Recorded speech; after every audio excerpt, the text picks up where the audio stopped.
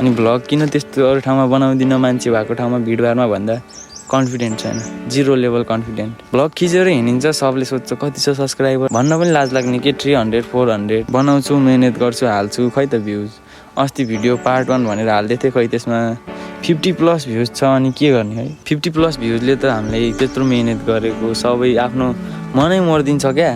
अनि भिडियो बनाउने मन लाग्दैन क्या, सपोर्टै छैन क्या, सब भ्लगर निस्क्यो अनि कसलाई सपोर्ट गर्न सक्छ। अलिअलि भ्युज आइदिनु पऱ्यो, आफ्नो निरन्तर सब्सक्राइब प्लस हुन पऱ्यो, त्यति भएपछि त जस्तो ठाउँमा पनि कन्फिडेन्ट आउने रहेछ क्या। सब्सक्राइबर नभएपछि त भ्लग बनाउनु कन्फिडेन्ट नआउने के, लाज लाग्ने छ। त्यसले के भन्ने होला, यस्तो सब्सक्राइबर छैन, यस्तो दुःख गरी हिँडेर भन्ने हो कि यताउति भन्ने हो कि भने एकदम लाज लाग्ने क्या। म चाहिँ त्यो पोइन्टले अगाडि बढ्न नसक्या हो क्या। अलिअलि सब्सक्राइबर भेटाएको भए, मैले अलिअलि भ्युज भेटाएको भए चाहिँ म अगाडि बढ्थेँ क्या।